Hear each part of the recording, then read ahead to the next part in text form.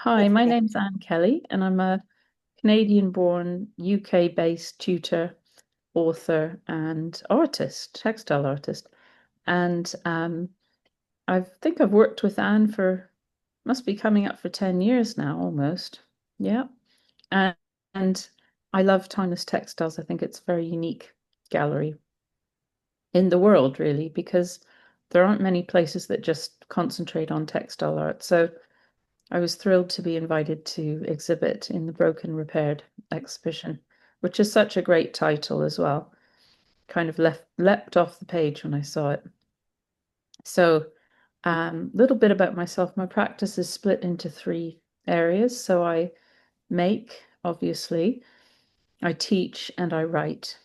And people ask me, do you have like a whole week in the gallery? And I never have in the studio. I never have a whole week in the studio. That would be lovely. But I try and juggle everything around the time and space that I have. I have a family as well. So, like everybody, your time is precious, isn't it? So, but I do love having a whole day in the studio. That's what I would say.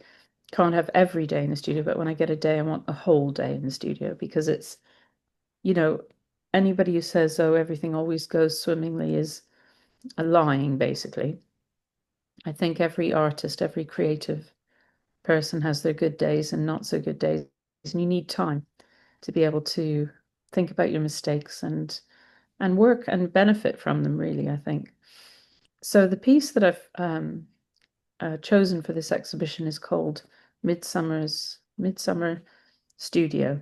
So I use a lot of textiles that are discarded or torn or really not in very good condition. The more sort of messed up they are, if you like, the better, really, because the more I think every textile person loves that, don't they? They love something that's got a bit of character and a bit of a history.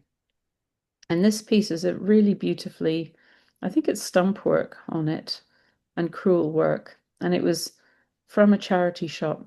I spend a lot of time in charity shops. Um, and it was on a frame. So it was for I think it was meant to be like a fireplace piece, in front of a fireplace. And when I saw it, I said to the woman in the shop, I don't want the frame, I just want the piece.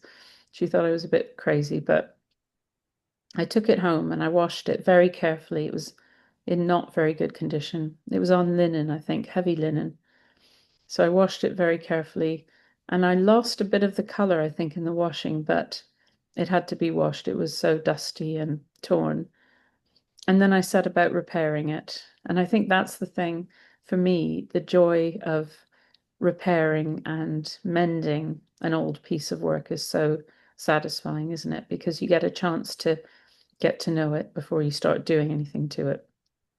And I'm sure some people would think it's sacrilegious to take a piece like that and do something to it. But I think, somebody chucked that piece out, they didn't want it. So I always say to students, don't save the best, use the best. Don't put things aside and think, oh, I don't need to do this. You never know what's going to happen. So use, enjoy the best. And if you love a piece, then everyone else will love it because you put your heart and soul into it.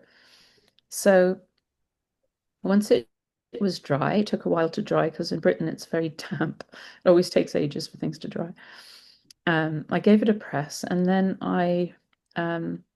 yes, I did some repairs on it. And then I decided I was going to paint the background because I felt that it was just too washed out. And I felt that um, it felt a bit sort of monochromatic.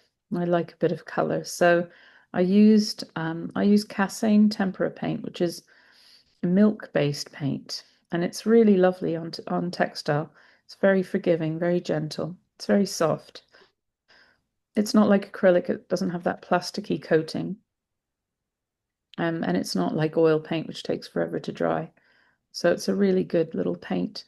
And I decided to paint an image over the top to incorporate the sort of feeling of the garden and the studio.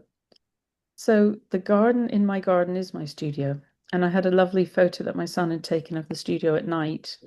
dusk with the light coming through. And I sort of wanted to superimpose it on that. And that's how I felt, kind of brought the old and the new together, if you like, and made something new with it. So once that was done, it really didn't look very good when it was painted. It looked very jarring, almost, the color. It was too much. So I had to knock the color back a bit with stitch. So I did a lot of machine stitching, hand stitching, patching. I used bits of silk, old silk quilt to make little sections to add on top, just to enrich it really, and just to give it that sort of more of a homogeneous feeling so that it felt like I hadn't just stuck the paint on top. So um, that was the next step. And then when it was done, it needed a frame, really. And I thought instead of actually framing it, I'd make a border. And I had been given this old silk quilt that was literally falling apart from a friend in Canada. And I used some of the squares from that to create a border. So it's got more than one sort of remnant. I think you can kind of unpick the layers a bit with your eyes because the stump work is so special on it. But it merges so well with the machine stitching, I think, and the color. I think it all came together really well, so I was pleased with it. And people like looking at it and they like seeing the details and the little hidden things.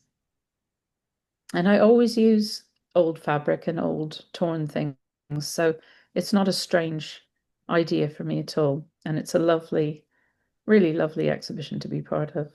So thank you. Well, thank you for being part of it. And it's always such a treat to have your work here at Timeless Textiles. Oh, So thank thank you. you. Thank you.